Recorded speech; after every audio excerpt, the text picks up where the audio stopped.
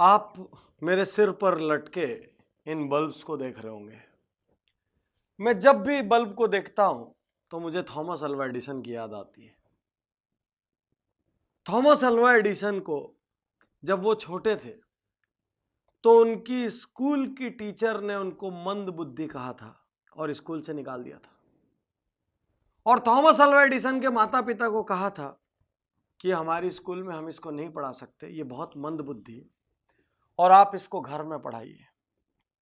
Thomas Alva Edison की मां ने उनकी बात को मानने से इनकार कर दिया और उन्होंने बोला मेरा बच्चा मंदबुद्धि नहीं हो सकता, मैं इसको घर में पढ़ाऊंगी।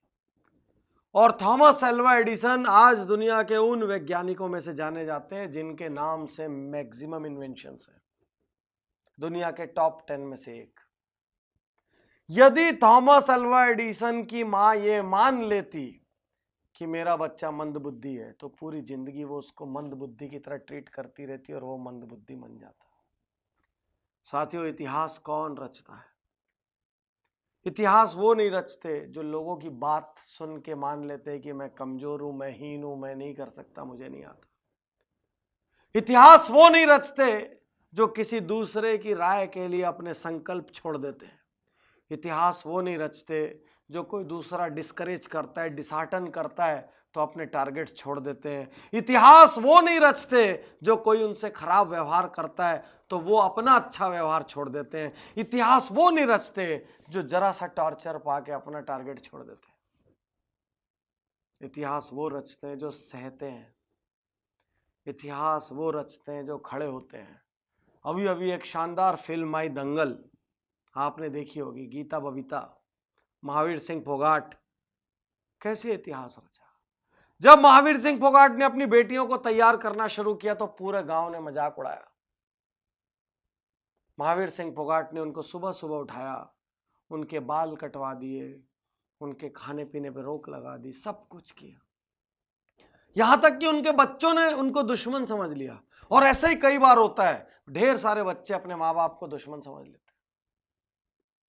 लेकिन एक दिन उनको समझ आया जब उनकी सहेली कहती है कि तुम्हारे पिता तुमको संतान तो समझते हैं कम से कम, इसलिए तुम्हारी फिक्र करते हैं। साथियों, महावीर सिंह फोगाट ने पहले इतिहास रचा है, गीता बबीता ने बाद में। महावीर सिंह फोगाट ने वो बीज लगाया, उनको सींचा, बड़ा किया। सारी दुनिया के तिरस्कार महावीर सिंह फोगाट ने कहे। साथियों, आज आपका तिरस्कार हो रहा है कहीं, और आप यदि उसकी वजह से हिम्मत हार के बैठ गए तो आप बड़े नहीं होंगे।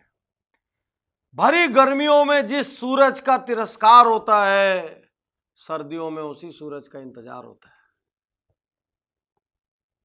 याद रखिए, आज तिरस्कार का मतलब आजीवन तिरस्कार नहीं है।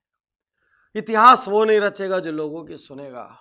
इतिहास वो नहीं रचेगा जो टारगेट छोड़ेगा। इतिहास वो नहीं रचेगा जो हीन भावना में चले जाएगा। इतिहास वो नहीं रचेगा जो दूसरों को सुपीरियर और खुद को इंफीरियर समझेगा। इतिहास वो नहीं रचेगा जो अपग्रेड करने को तैयार नहीं होगा। इतिहास वो नहीं रचेगा जो जरा जरा सी बात पे घबरा जाएगा। इतिहास वो नहीं रचेगा जो सैकड़ों लोगों का अप्रूवल लेगा। इतिहास वो नहीं रचेगा जो इनडिसिसिव है, जो निर्णय नहीं लेता। इतिहास वो नहीं रचेगा जिसके पास विल पावर नहीं है। इतिहास सिर्फ वो रचेगा जो खड़ा होकर लड़ रहा है, क्योंकि जो लड़ रहा है वो गिरेगा फिर उठ खड़ा होगा।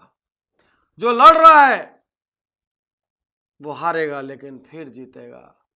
लेकिन जो लड़ा ही नहीं वो तो जीता ही नहीं, वो तो हारा ही नहीं, क्योंकि वो कभी लड़ा ही नहीं। तो यदि थोड़ा सा भी इतिहास रचना है, यदि थोड़ी भी वैल्यूएबल जिंदगी बनानी है, यदि कुछ भी हासिल करना है तो लड़िए, लोगों की ना सुनिए, लड़िए, डरिए मगर करिए। डरना स्वाभाविक है। किसी बड़े काम को करते हुए डर लगता है, किसी संकल्प को पूरा करते हुए डर लगता है, किसी राह पे चलते हुए डर लगता है।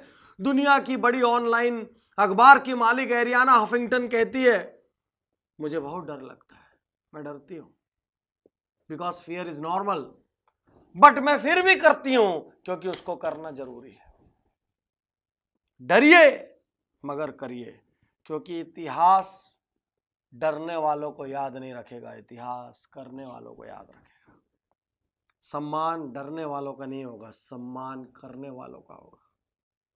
करिए, कुछ करिए, ये जिंदगी आपकी है। कुछ ऐसा करिए कि लोग आपको याद करें, कुछ ऐसा करिए कि आपको अपने जीने पे गर्व हो। भले ही आपने किसी ने आप पे कुछ भी लेबल लगाए हो, आपके बारे में कितना ही हल्का बोला हो, जब थॉमस एल्वा एडिसन इस बल्ब का आविष्कारक मंद बुद्धि कहलाने के बाद इतिहास रच सकता है और हर टेक्स्ट बुक, हर बच्चा उसका नाम जान सकता है, तो फिर आपका भी जान सकता है। शुक्रिया, धन्यवाद, थैंक यू।